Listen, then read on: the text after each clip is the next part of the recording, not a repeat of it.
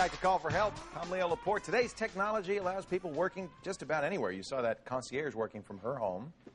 And it's really thanks to the computer and all the great tools that make it easy to do. Joining us today to show us some tools for the Roadwarrior, Phil Montero. He's from a website called youcanworkfromanywhere.com. It's a mouthful, huh? Yeah, but obviously you believe where you speak. Do you travel a lot? Yes, I do travel, both working from my house, on the road, hotels. Do you have an office? No, really, mostly a home office. Wow, that's great. Pretty much my office is wherever I am. And I think that's because of computers and the incredible communications network. Yeah, the internet really has changed most of that. Yeah, because a computer alone doesn't do it. You've got to be able to get online. That's right. Well, tell us some of the key things. What if you had to pick one tool that you just couldn't live without? What would it be? Right now, well, obviously email, pager, cell phones. Yep. Those are some of the more obvious ones. One of the ones that I use a lot is actually web-based officing. Web-based officing? Yep. All right. You've got one here called intranets.com. Now, right. there are a lot of people that do this, right? This is just one of many. What does this mean? What do they do?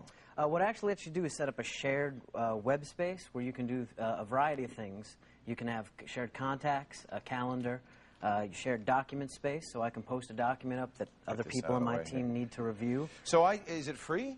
It's free, yep, for 25 megs of space. I join, and everybody I'm working with would also have to join. That's right. You could actually invite them from once you'd set up the space. It takes about 5–10 minutes to set up.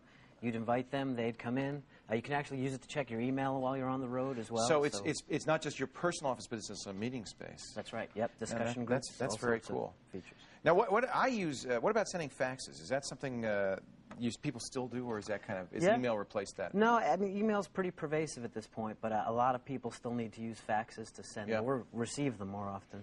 All the fax companies seem to have merged into one. This was JFax. It's now called J2, but they've merged with eFax as well. That's right. Yep. They still run as separate businesses, but how do companies like this work? What do they do? Again, they also allow you to sign up. They have a free and a paid plan. If you sign up for the free one, what do you get for free? You get a fax number, an incoming fax number, but it won't necessarily be in the same state that your organization This is what they're asking for the free sign-up, not too onerous. Nope. But that's interesting. You don't get a local number. You get a number from whatever they've got. No, it's pretty random. If you pay for the service, then you get outgoing faxes as well as the choice of choosing where your incoming fax You know what? I want to show people how this works. I'm going to send an eFax to myself real quickly. eFax, which is now part of the J2 team, has a number of interfaces. You could do it from the web, as I'm going to do it right here. Let's send myself a fax. And I'm going to actually import a document in. This is a Microsoft Word document that I set up earlier. And I can just send that to myself. It's really pretty easy. Yep. It's going to come into this fax machine here in just a second. Let's send that fax. But you can also do it directly from within Word. That's right. And you can do it as an email message, from email, sure. Which is really neat. You use the phone number, the fax phone number, as the outgoing address. I love that. And I think the incoming faxes on this really works well, too, because anybody that faxes you at that number, it comes in as an attachment. Right. Which means, again, if you're in a meeting, instead of having to find the fax number of that hotel and kind of announce it to everybody that's needing to fax you, they fax the same number they always fax to. Yeah. And you can get that.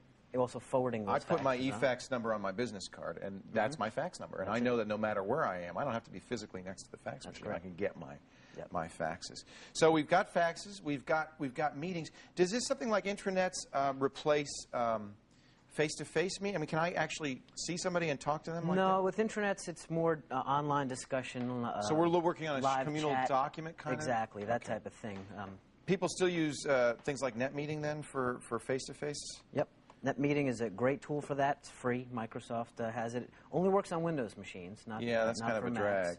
For Macs, what do you recommend? CUCMe is a really good product. That actually is cross-platform, so it'll work on both Windows and Macintosh systems. And some places, I guess, allow you. I'm going to set this up so that we're going to see you here on this.